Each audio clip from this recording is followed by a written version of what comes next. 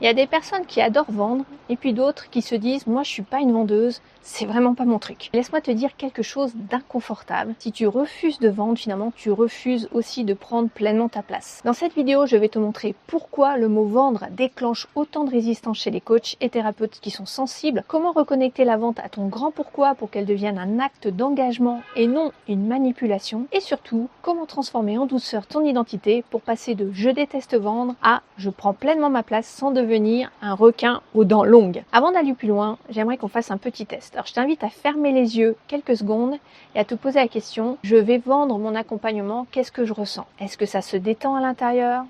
Est-ce qu'au contraire ça se crispe? Parce que souvent, le problème se situe dans ce que ton cerveau associe au mot vendre. Pour certaines personnes, vendre, c'est manipuler. Pour d'autres, vendre, c'est forcer les choses. Pour d'autres encore, c'est prendre quelque chose à quelqu'un. Et tant que ces associations-là restent dans ton esprit, tu vas inconsciemment te protéger de la vente. De base, ton cerveau, il n'est pas contre faire du business, tu vois. Il essaie juste de te protéger de quelque chose qu'il perçoit comme un danger. Parce que vendre, c'est pas juste proposer un service, c'est accepter d'être visible, c'est accepter d'être choisi, c'est accepter de recevoir aussi de l'argent. Ça vient quelque part bouleverser ton identité. Et je repense à une cliente que j'ai accompagnée il y a quelques années en arrière. Elle a vendu plusieurs accompagnements sur une courte période, simplement parce qu'elle a enfin proposé clairement une offre totalement alignée à qui elle était et ce sur quoi elle voulait vraiment accompagner, à un tarif qui lui permettait de se faire payer à sa juste valeur finalement, ou à la valeur de ce qu'elle proposait. Et ce que ça lui a permis, vraiment elle a pu réserver 10 jours de vacances avec son fils de 7 ans,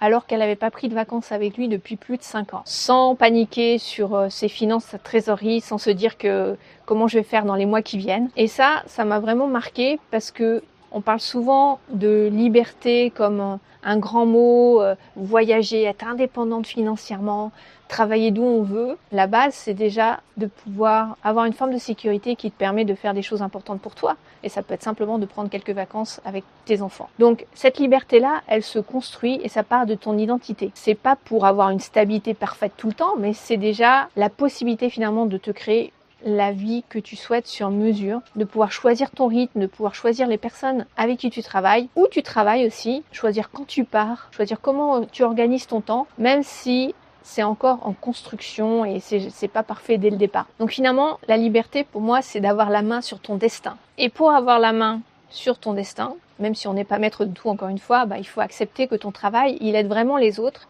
et que l'argent circule, c'est un échange finalement, une énergie qui te permet de durer dans le temps. Et si tu n'arrives pas à vendre, tu n'arrives pas non plus à assumer que tu as le droit à une vie qui soit un peu plus sympa, un peu plus large, avec des standards plus élevés. Une vie que tu dessines selon tes termes à toi. Une vie qui te ressemble et que tu affines aussi au fil des mois et des années. Comme nous, par exemple, on est parti un petit peu à l'étranger, 6 semaines au Vietnam. On a décidé ça il y a quelques mois en arrière, tu vois. Quand tu te sens vraiment actrice de ta vie, quand tu es dans le siège du conducteur, comme disait Christine, une des personnes que j'ai accompagnées, une de mes anciennes clientes, il y a ton système nerveux qui change, qui s'aligne, il y a ton énergie qui change, il y a ta posture qui change aussi.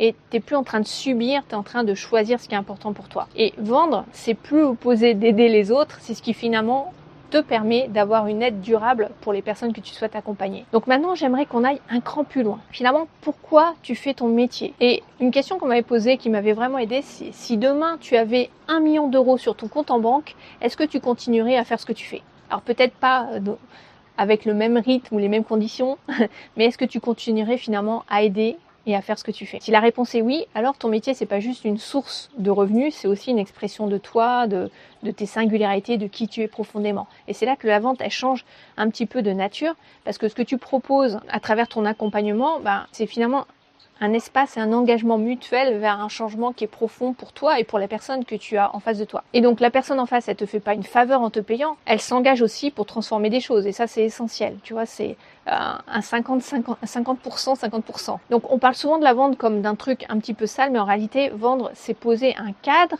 c'est dire si je veux que ça change, pour toi comme pour moi, on s'engage toutes les deux finalement à ce que ça évolue. Et sans engagement de part et d'autre, il n'y a pas de transformation profonde. Quand on y pense, il y a beaucoup de personnes qui passent pas à l'action pour faire les choses importantes pour elles, et on a besoin de les aider à franchir ce cap. Ne pas vendre, c'est finalement laisser la personne dans son inconfort. Alors je dis pas qu'on se positionne en tant que sauveur, mais si ton accompagnement peut réellement aider, vendre ton offre, c'est une responsabilité et ça fait évoluer ton thermostat. On a toutes finalement un niveau de confort inconscient maximum, un niveau de visibilité, un niveau de revenu max, un niveau de responsabilité qu'on est capable d'assumer ou qu'on se sent capable. Et dès qu'on commence à le dépasser, en fait, inconsciemment, quelque chose nous fait revenir en arrière. C'est une forme d'auto-sabotage, on pourrait dire. On va procrastiner ou de protection. On se disperse, on va se concentrer sur une offre qui n'était pas celle qu'on voulait vendre. On va vendre ce qu'on a déjà vendu par peur. Et c'est pas une question d'être capable ou pas, c'est parce que vendre plus, c'est devenir finalement une autre personne, une autre version de soi. C'est accepter de prendre un peu plus de place, de facturer un peu plus, d'assumer un peu plus qui on est.